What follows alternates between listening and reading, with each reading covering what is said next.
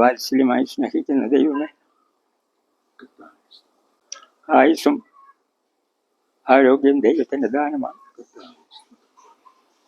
തന്നിരിക്കുന്ന നന്മകൾക്കായി ദൈവത്തോട് നന്ദി പറയും. യോഗ്യതയൊന്നുമില്ല എങ്കിൽ അയോഗ്യനായി ഞങ്ങളെ യോഗ്യരാക്കി തീർക്കുന്നത് കാൽവറി രക്തമാണ്. തീർത്താൽ പോലും സകല മക്കളെയും വിലയ്ക്ക് വാങ്ങിയിരിക്കുന്നതുകൊണ്ട് ദൈവത്തിന് നന്ദി.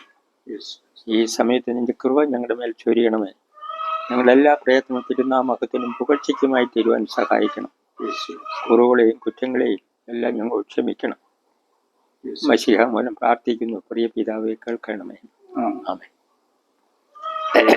ദൈവനാമത്തിന് മഹത്വമുണ്ടാകട്ടെ. ഈ 2025 അച്ഛനോടൊപ്പം ആയിരിക്കാൻ ദൈവം എനിക്കൊരു അവസരം നൽകി. അതിനായിട്ട് ദൈവത്തിന് ആദ്യമായിട്ട് നന്ദി അറിയിക്കുന്നു. അച്ഛൻ്റെ ഓർമ്മ വെച്ച നാൾ മുതൽ ഈസ്റ്ററിനോടനുബന്ധിച്ചുള്ള നാളുകളാണല്ലോ നമുക്ക് ഈ ദിവസങ്ങൾ കടന്നു വരുന്നത്.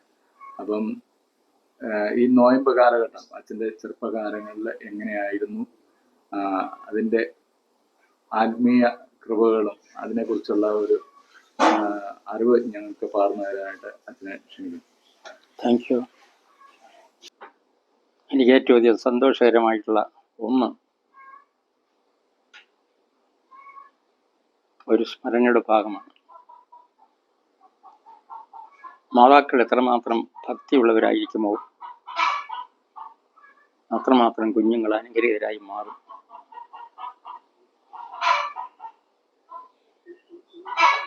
ഞാൻ 2ാം ക്ലാസ്സിൽ പഠിക്കുമ്പോൾ ഏതോ രോഗം എന്നെ പിടിച്ച് ഞാൻ മരിച്ചു. തുണിയിൽ പൊതിഞ്ഞ് കിടത്തിയിട്ട് അമ്മ, ഞാൻ ഇളയ പുത്രനെ വീട്ടിൽ കരഞ്ഞ് പ്രാർത്ഥിച്ച്, ദൈവം എനിക്ക് ഇവനെ തിരികെ തന്നാൽ ഞാൻ ദൈവവേലയ്ക്ക് വിട്ടേക്കാമെന്ന് പറഞ്ഞു. ദൈവം ആ രോഗത്തിന് എനിക്ക് വിടുതൽ നൽകിയെന്ന് മാത്രമല്ല, പിന്നുള്ള വളർച്ചയിലൊക്കെ എന്നെ അമ്മയ്ക്ക് ഒരു ആത്മീയ മനുഷ്യനായിരിക്കാനാണ് സഹായിച്ചു കൊണ്ടിരുന്നത്. 4ാം ക്ലാസ്സിൽ പഠിക്കുമ്പോൾ അന്നത്തിരുന്ന ഒരു വലിയ വേദപുസ്തകം ഞാൻ സൂക്ഷിച്ച് വെച്ചിട്ടുണ്ട്. എനിക്ക് സ്വന്തം വാങ്ങിച്ച് അമ്മച്ച് തന്നു. ഉദ്ദേശം ഞാൻ ദൈവത്തിൻ്റെ വേലക്കാരനായി തീർന്ന് ആഗ്രഹിച്ചുകൊണ്ട് ചെയ്ത കാര്യം എനിക്കറിയാം. 52 വർഷത്തോളം എൻ്റെ അമ്മ ഒരു സൺഡേ സ്കൂൾ അധ്യാപകയായിരുന്നു. ഈ വേദപുസ്തകം ചുവന്നുകൊണ്ടാണ് ഞാൻ സൺഡേ സ്കൂളിൽ പോകേണ്ടത്. അത് കൊണ്ടുപോകാൻ മാത്രമേ തിരിച്ചു വരുമ്പോൾ ചോദിക്കും, ഇന്നെന്താ സൺഡേ സ്കൂളിൽ പഠിച്ചതെന്ന് ചോദിച്ചു. വാക്യമാണ്, ഈ വാക്യം ചൊല്ലാൻ പറയും. അതിനുശേഷം മാത്രമേ ആഹാരം തരത്തുള്ളായിരുന്നു. അത്ര നിർബന്ധമുണ്ടായിരുന്നു. അപ്പച്ചൻ അങ്ങനെ നിഷ്കർഷയുള്ള ആളായിരുന്നില്ല. പഠനത്തിൽ വരുമ്പോൾ അമ്മ ഓർപ്പിച്ച് പറയും, നിന്നെ ദൈവവേലയ്ക്ക് നേർന്നില്ല. വരുമ്പോൾ ഞാൻ പറഞ്ഞ പദം മോശമാണ്, തള്ളയ്ക്ക് വേറെ ജോലിയില്ലെന്ന്.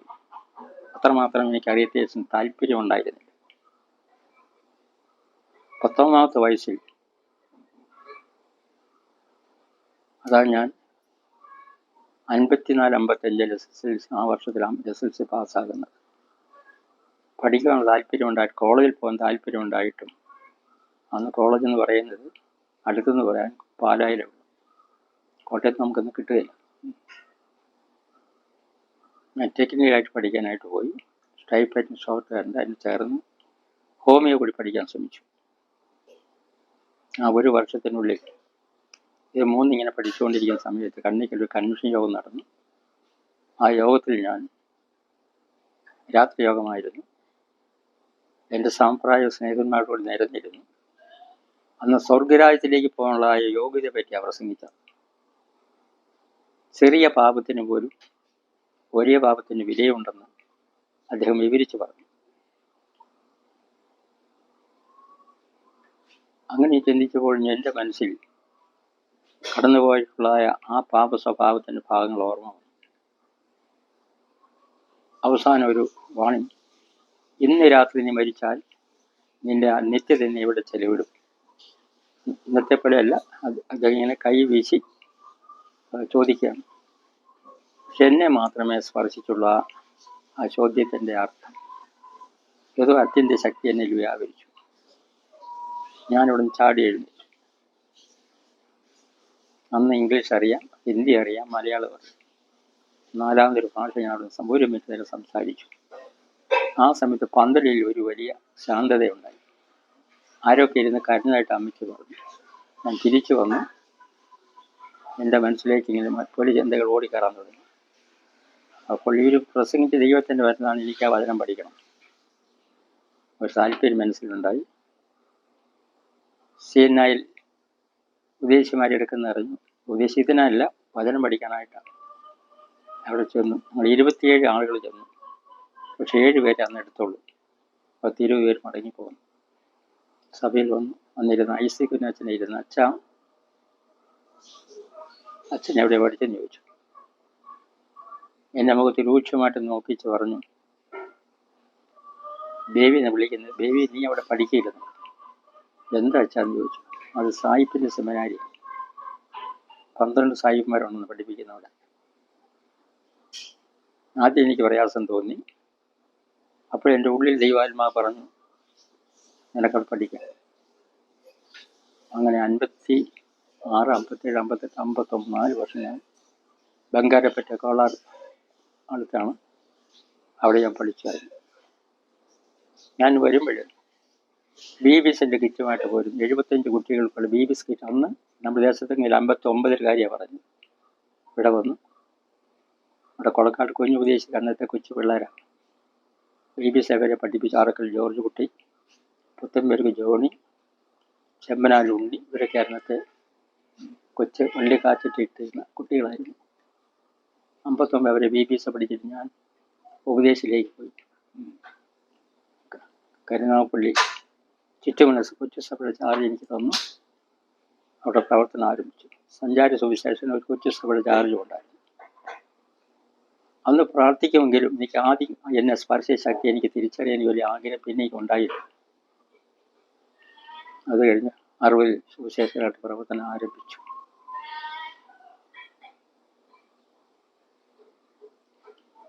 ഷോർട്ട് ചെയ്യാൻ പോവുകയാണ്. പിന്നെ ചേരിക്കൽ മാനേജറായിട്ട് അപ്പോയിൻ്റ് ചെയ്തു. 78-79 ഞാൻ അവിടെ വന്നപ്പോൾ 14 കേസുകളുണ്ടായിരുന്നു.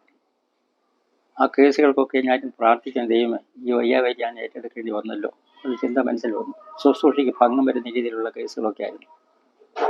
ചിലരോട് ദാർഷ്ട്യമായി സംസാരിക്കണം, നിസ്സാരമായിട്ട് അവരെ കാണണം, ഇങ്ങനെയുള്ള ചിന്ത മനസ്സിലാക്കി. അത് ദോഷമാണ്, അതും പാപമാണല്ലോ. എങ്കിലും അത് കഴിഞ്ഞിട്ട് തന്നെ 81 അച്ഛനാകാനായിട്ട് വാളത്തേക്ക് വിട്ടു. ഞാൻ അവിടെ ചാർജ് എടുക്കാനായിട്ട് താഴെ ചാണവിടുന്ന് കയറി തേയിലപ്പാറയ്ക്ക് അടുത്ത് ചെന്നപ്പോൾ പതിവിലൊരു നെഞ്ചുവേദന തുടങ്ങി. ഞാൻ അടിച്ചു വീണു.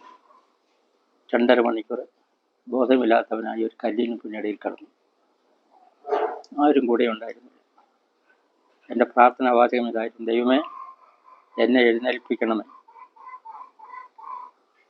ആ പ്രാർത്ഥന ദൈവം കേട്ട് വിചാരിക്കുകയാണ്. ഒരു ചെറിയ കാറ്റും ഒരു ശക്തി എൻ്റെ ശരീരത്തിൽ വന്നു. ആദ്യം ഈ 19 ഉണ്ടായതുപോലെ ഒരു അനുഭവം എനിക്ക് അനുഭവപ്പെട്ടു. ഞാനിവിടെ എഴുന്നേറ്റു. വാളത്തിൽ ചാർജ് ചേരിക്കൽ വന്നു, ഓഫീസിൽ വന്നു. അടുത്ത 2 ആഴ്ച കഴിഞ്ഞ് ഞാൻ വാളത്തിൽ ചാർജ് എടുക്കാൻ പോയി. അത് 2 പ്രാവശ്യം കൂടെ ഈ പ്രയാസം എനിക്കുണ്ടായി. അപ്പോഴും ഈ ശക്തി എന്നെ ശരിക്കും സ്പർശിക്കുന്നുണ്ടായിരുന്നു. കണ്ണിക്കൽ പി.ഡി. ജോണച്ചൻ ട്രഷറായിട്ട് പോകുന്നു. ഞാൻ കണ്ണിക്കൽ പള്ളിയിൽ ചാർജ് ചെയ്തേക്ക് വന്നു.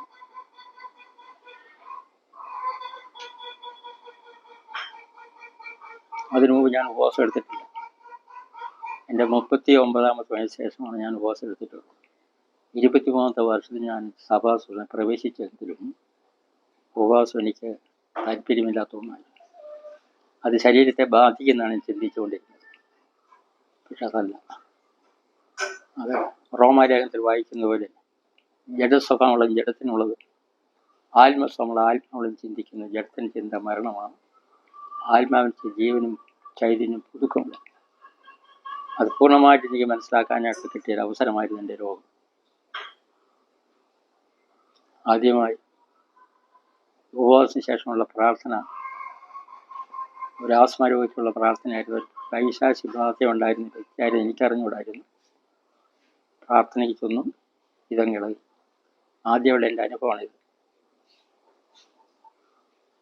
അതിനോട് പിന്നീട് ഞാൻ മരിടേണ്ടി വന്നു. കാരണം പിശാച് ബാധയോട് ഞാൻ പ്രാർത്ഥിച്ചിട്ട് വെറും അച്ഛന്മാരുടെ പ്രാർത്ഥനയും ഉപദേശിമാരുടെ പ്രാർത്ഥനയുമായിട്ട് പോയിക്കൊണ്ടിരുന്ന കാലമായിരുന്നു. എങ്കിലും ആ രോഗിയിൽ നിന്ന് പഠിച്ച ചില പാഠങ്ങളിലൂടെ ഞാൻ ശക്തി ആർജിച്ചു. അപ്പോൾ ഉപവാസം കൂട്ടണം. ഉപവാസം കൂടുന്നവരിൽ ശക്തി ശക്തി വരാൻ തുടങ്ങി. എന്നെ കൊന്നത്തിലേക്ക് വിട്ടു. 13 പള്ളി ചാർജാണ്. അന്നിട്ട് മൈക്കൽ തിരിച്ചിരുവനി എനിക്കിങ്ങനെ മല കയറി വെച്ച് നെഞ്ചുവേദന ഉണ്ടാകാറുണ്ടെന്ന് പറഞ്ഞു. അത് ദൈവം മാറ്റും. ഞാൻ കൊന്നതിന് ശേഷം 13 പള്ളിയിൽ കൂടെ നടന്നെത്തുന്നു.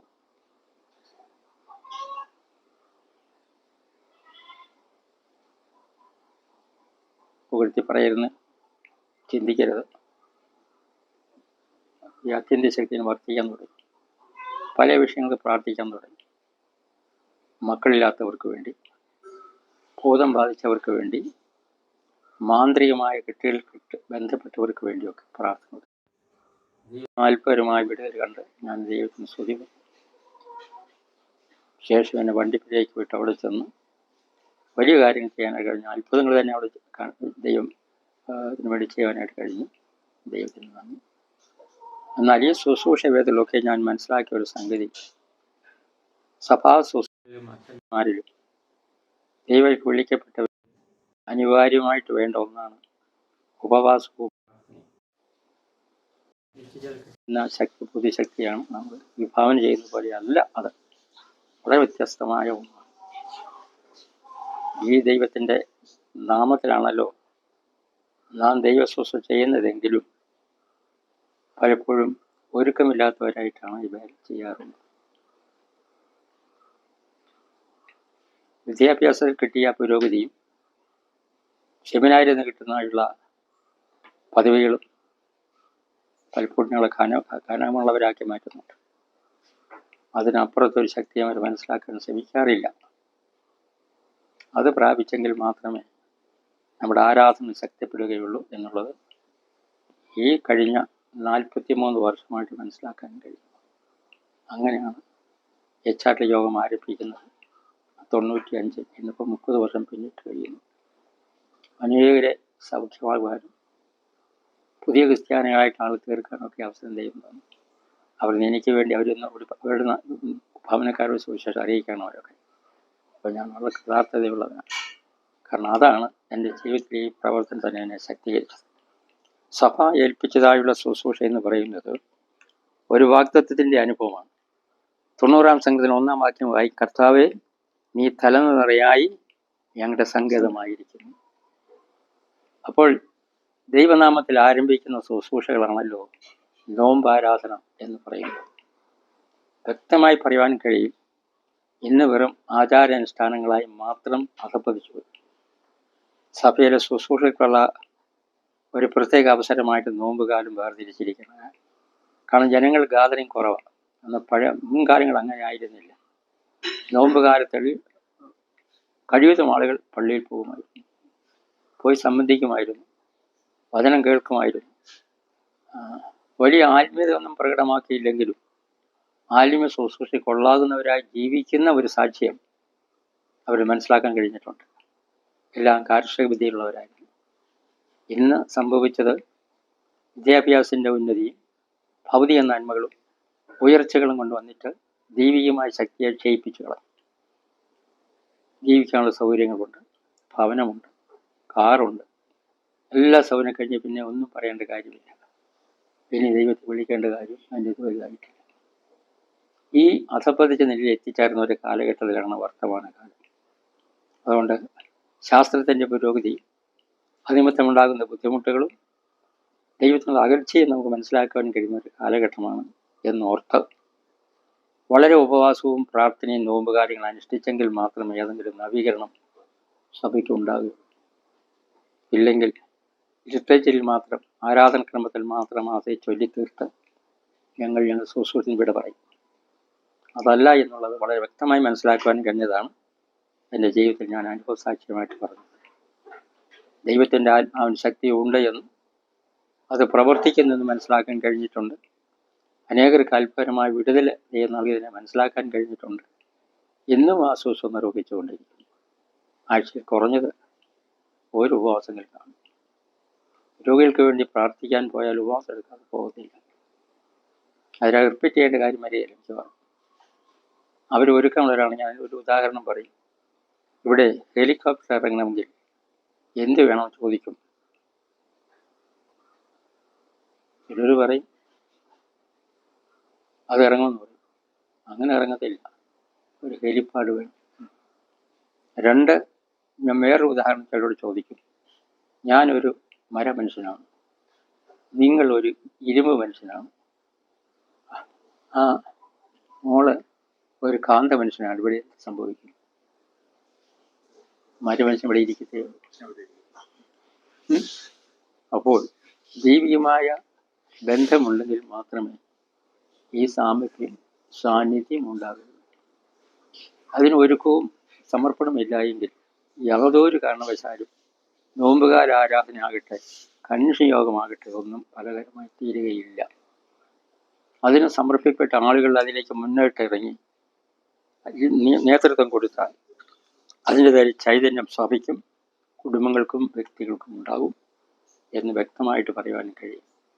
കാരണം ജീവിക്കുന്ന ദൈവത്തിൻ്റെ അനുഗാമികളായി ജീവിക്കുന്നത് കൊണ്ട് അവൻ്റെ ഇഷ്ടം നിറവേറ്റുന്നവർക്ക് മാത്രമേ അത് പ്രാപിക്കുവാനും കഴിയുകയുള്ളൂ എന്നുകൂടി മനസ്സിലാക്കുവാൻ കഴിഞ്ഞിട്ടുണ്ട്. എന്നാൽ പൂർണ്ണനല്ല. ബലഹീനതകൾ വളരെ ശരീരത്തിലുണ്ട്.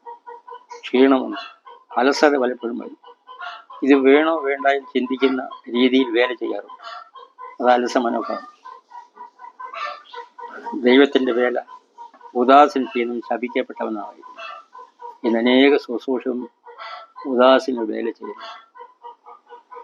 കാരണം ജീവിതത്തിൻ്റെ മുന്നോട്ടുള്ള ഗതിക്ക് സഹായകരമായുള്ള സാമ്പത്തിക ഭദ്രത ഇല്ല എങ്കിൽ നിരാശപ്പെടും.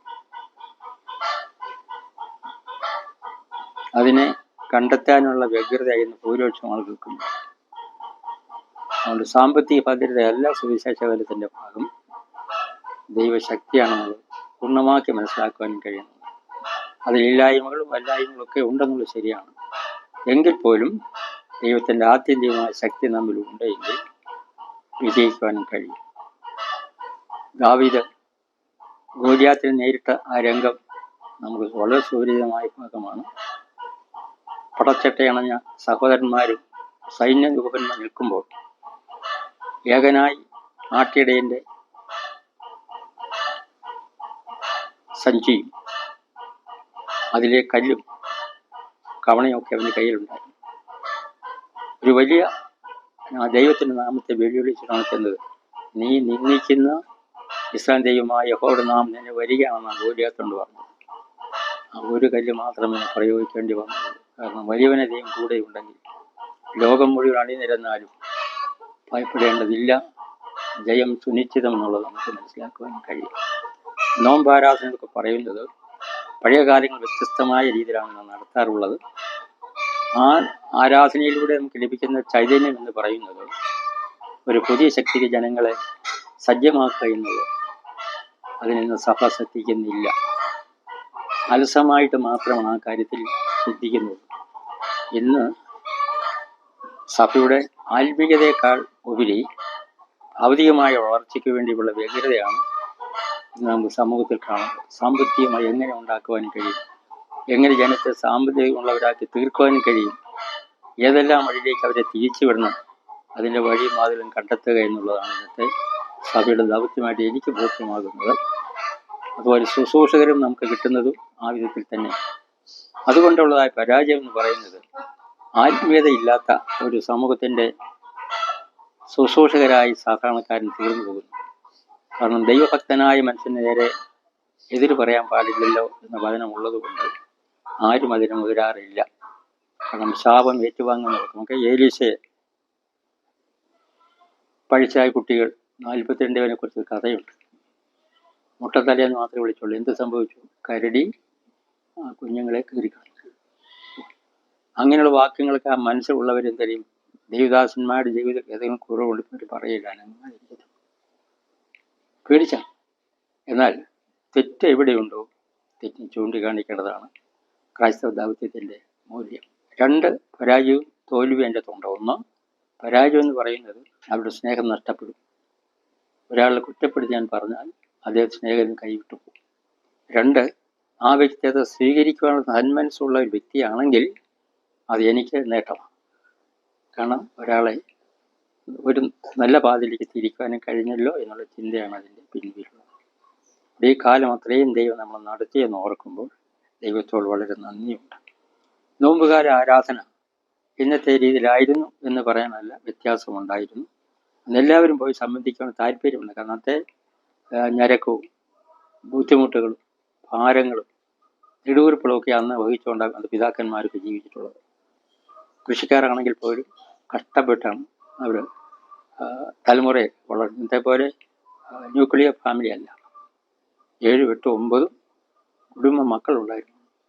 അവരെ പോറ്റുകയും അതോട് ചേർന്ന് ആരാധന പങ്കുചേരുകയും ചെയ്യുമായിരുന്നു. അപ്പോൾ അവരെ കൂടെ അണിനിരത്തിയിട്ടുള്ള ഒരു സംവിധാനക്രമമായിരുന്നു അന്നുണ്ടായിരുന്നത്. ഇന്ന് ആരാധന വെച്ചാൽ ആരാധന ആളുകളില്ല. അതിലും സന്തോഷം തരുന്ന മാർഗങ്ങൾ പലതും അവർ കണ്ടെത്തി കഴിഞ്ഞു. അതിലാണ് നമ്മൾ ശ്രദ്ധ പതിക്കുന്നത് കൊണ്ട് ഇന്ന് നോമ്പ് ആരാധന വെറും ആചാര അനുഷ്ഠാനങ്ങളുടെ ഭാഗമായി അധപ്പതിച്ചു പോയി. ഇതിനൊരു ഉത്തേജനം ഉണ്ടാകണമെങ്കിൽ നാം തന്നെ എന്തായിത്തീരണം? ശക്തരായി മാറണം. ഞാൻ ആ റോമാലേഖനത്തിൽ പറഞ്ഞതുപോലെ ആത്മസ്വമുള്ള ആത്മാവുള്ളത് ജഡസ്വമുള്ള ജഡത്തുള്ളതും ചിന്തിക്കും എന്നല്ലാതെ വ്യത്യസ്തമായി ഒന്നും പറയാനായിട്ടില്ല. ആരാധനയുടെ സജീവമായ ഒരു അനുഭവം ഉണ്ടാകണമെങ്കിൽ ആരാധനയ്ക്ക് നേതൃത്വം കൊടുക്കുന്ന ദൈവമക്കൾ അഭിഷിക്തരായിരിക്കണമെന്നുള്ളത് ദൈവജനത്തിൻ്റെ അടിസ്ഥാനത്വമാണ്. മോശ 70 പേരെ തിരഞ്ഞെടുത്തു. സംഖ്യാപുസ്തകം 11 വായിക്കുന്നത് പോലെ ആ 70 പേർക്ക് മോശ എന്ന ദൈവാത്മാവിനെ അവരിലേക്ക് പകർന്നു. അങ്ങനെ ആ 70 പേരും പ്രഭാഷകരായി വായിക്കുന്നു. 2 പേര് അവരുടെ ഭവനത്തിലായിരുന്നു. എങ്കിലും അവരിലും ഈ ശക്തി യോശുവ എന്ന് പറഞ്ഞു, ഇതാ ഇവിടെ പ്രവചിക്കുമെന്ന് പറഞ്ഞു. അവരെ വിലക്കാനായിട്ടാണ് പറഞ്ഞു ദൈവനം മുഴുവനും ദൈവത്തിൻ്റെ പ്രവചന്മാരായി മാറണം. ആത്മാഭിഷേകം ഉണ്ടെങ്കിൽ അഭിഷേക ശുശ്രൂഷ ഏത് രംഗങ്ങൾ ഉപയോഗിച്ചാലും അത് ഏറ്റവും ഫലകരമായി തീരുമെന്നുള്ളത് സംശയരഹിതമായി പറയുവാൻ കഴിയും. അതുകൊണ്ട് ആത്മസഭയുടെ ലക്ഷണം എന്ന് പറയുന്നത് ഉപവാസവും പ്രാർത്ഥനയും അതിനോട് ചേർന്ന് കണ്ണുനീരും.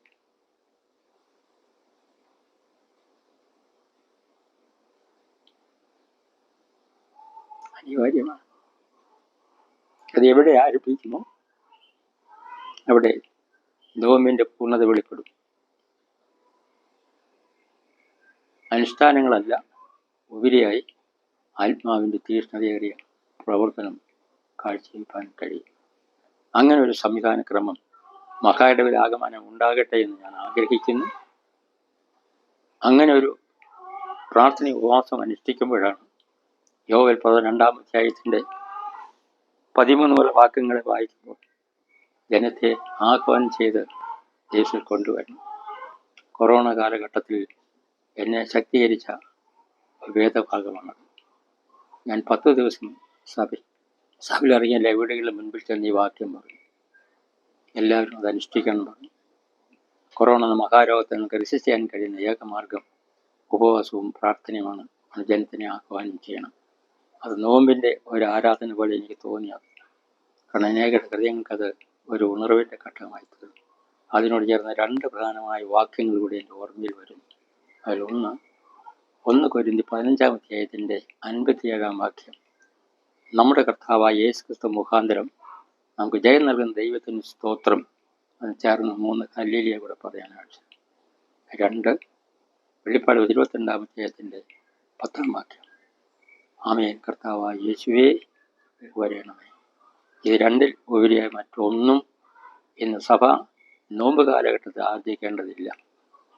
ജയവരനാഥ കർത്താവിനെ പിൻപറ്റുകയും അതിനോട് ചേർന്ന് കർത്താവിന് വേണ്ടി ത്വരിതപ്പെടുന്ന സുവിശേഷ ഘോഷണത്തിൽ പങ്കാളികളായി ഭാഗവക്കളായി തീരുകയും ചെയ്യുകയാണ് കരണീയം.